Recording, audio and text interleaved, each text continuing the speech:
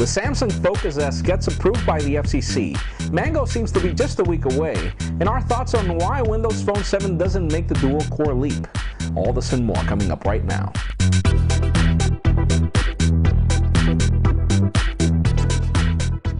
Hello everyone, I'm Jaime Rivera with PocketNow.com and welcome to Windows Phone View, the show where we wrap up all this week's good and bad inside the world of Microsoft's Windows Phone platform. Let's start this week off with what's good. Let's face it, Mango is probably one of the most anticipated operating systems of the year, and well, a lot of us really can't wait. Recently, the Windows Phone blog came on record to confirm that Mango will be released as of next week or probably the next other week.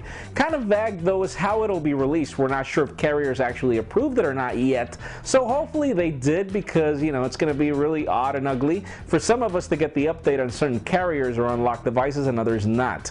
Now, hopefully it'll be sooner or later, but we still don't have any written confirmation on how it'll happen.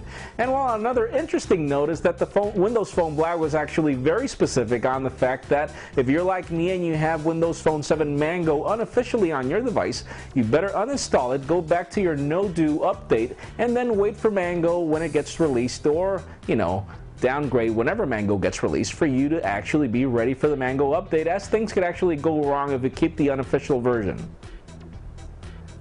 Speaking of a Mango release date, the still unknown Samsung Focus S recently got approved by the FCC, and well, so far everything points out to a significantly better device than the great Focus that we already had. It sports a 1.4 GHz processor, it supports 4G data connectivity, and it has this massive 4.3 Super AMOLED display, etc. The best part is that the device will also make you look really good, because apparently it'll keep that Samsung Galaxy S2 design with a really thin profile. So if you want full specs on what we found on the FCC, make sure you hit the post on our website, and well, hopefully that will be our next device, or at least mine. Out of this week's coverage, make sure you watch Adam Lane's recent video on a very cool puzzle game called Implode. And, well, Adam also wrote this really great article on why Windows Phone 7 doesn't have dual-core processors, neither now nor with Mango coming out. It's really interesting to see that Microsoft did a great job in making Windows Phone 7 a very efficient operating system and also speedy, so you don't really need dual-core processors on a device as long as it works really well. So read the article. It's really good things to learn about. And hopefully, well, if Microsoft chooses to stay on single core, as long as the thing works well, I don't really care.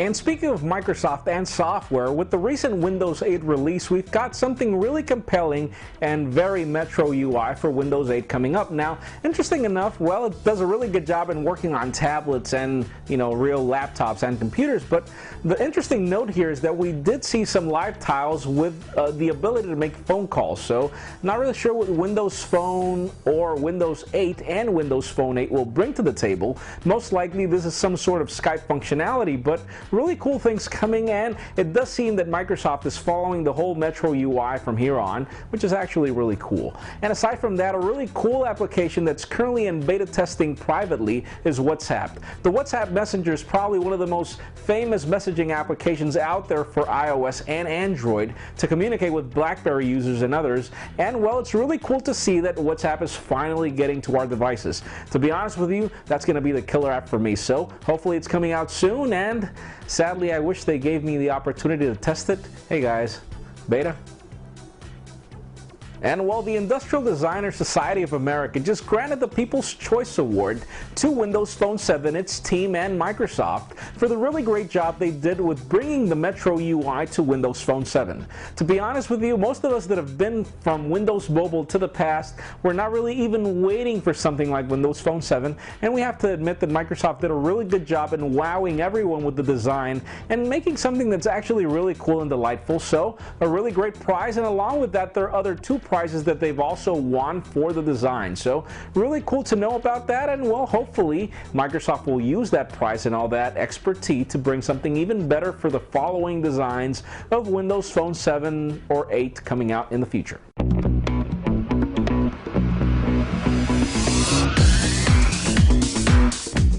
Okay, so that does it for the good. Let's continue on with what's bad. And, well, sad news for all of you that were after a Dell Venue Pro like the one I enjoy pretty much every day, because it seems that, well, Dell could probably be exiting the Windows Phone platform. Nothing official yet, but sadly, in the past, you could buy a Dell Venue Pro from the Dell store for AT&T and T-Mobile and probably get a subsidy, or buy it unlocked, but apparently as of now you can only buy it unlocked. You can't buy it for a specific carrier with a subsidy. Obviously it's actually very cheap unlocked right now. It'll only cost you like $300 and then actually get the bands for T-Mobile or AT&T, whatever you want, but it's sad news to see that Dell's actually pulling off services, and well, let's hope that it doesn't have anything to do with the fact that probably Dell could exit the market, because let's face it, I mean, the Dell Venue Pro is probably one of the best Windows Phone designs out there. I could probably want it without the keyboard, but still it is cute. So, well, let's just hope that Dell stays in the game. As for Mango, because, well, we don't really know if Dell's actually bringing devices to Mango or not. Haven't really heard anything official yet, so let's wait and see, and let's hope for the best.